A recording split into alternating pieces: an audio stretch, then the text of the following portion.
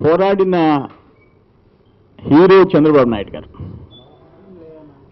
ఆయన మొక్కవని ధైర్యంతో 3000 కిలోమీటర్లు పాదయాత్ర చేసి బై ఎలక్షన్స్లో ఉప ఎన్నికల్లో ఎన్ని సెంటిమెంట్లు అడ్డం పెట్టుకొని ఎన్ని ఇబ్బందులు ఎదురైనా మళ్ళీ అంతిమంగా ఈ రాష్ట్రాన్ని కాపాడిన నాయకుడు చంద్రబాబు నాయుడు గారు.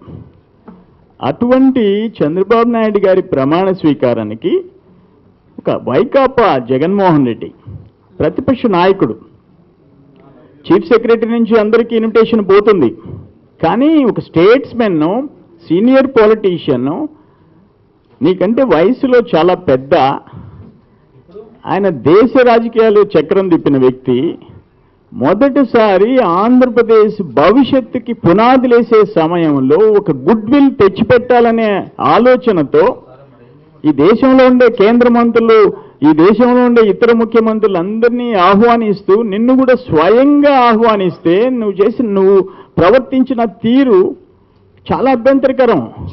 నీకు ఫోన్ చేసేదానికి, చంద్రబాబు నాయుడు గారు ఫోన్ చేసేదానికి 6 సార్లు ఫోన్ చేయాలనా? చేస్తే నీ అటెండర్ ఫోన్ ఎత్తుకొని మళ్ళీ ఎప్పుడో నువ్వు లైన్లోకి వస్తావు. ఓకే, వచ్చేది రాంది నీ ఇష్టం. రాలేకపోతున్నానని చెప్పడంలో అదొక అర్థం. నేను రాను, చంద్రబాబు నాయుడు గారి ప్రమాణ స్వీకారానికి రాను అని చెప్పటం అహంకారాన్ని ప్రతిబింబిస్తూ ఉంది, నీ ప్రవర్తనకి అద్దం పడుతూ ఉంది. దానికి తగ్గట్టు మళ్ళీ ఇంకొక ఏం మాట్లాడతావు? చంద్రబాబు నాయుడు రుణమాఫీ చేయలేడు అని అంటున్నావు.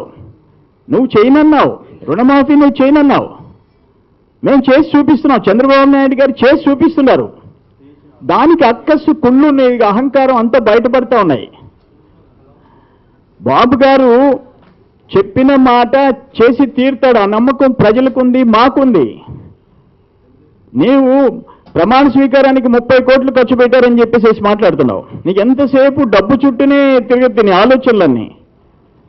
ఈరోజు రాష్ట్రం ఆంధ్రప్రదేశ్ పునర్నిర్మాణ స్థాయిలో అందరూ ముఖ్యమంత్రులు, కేంద్ర మంత్రులు ఈ దేశవ్యాప్తంగా మన గుర్తింపు రావాలా, దానికి ఒక సహకారం కావాలా అందరిదని చెప్పేసి పెద్ద ఫంక్షన్ పండగలాగా చేసుకుంటుంటే నీ చేతుల్లో నుంచి రాష్ట్రాన్ని కాపాడు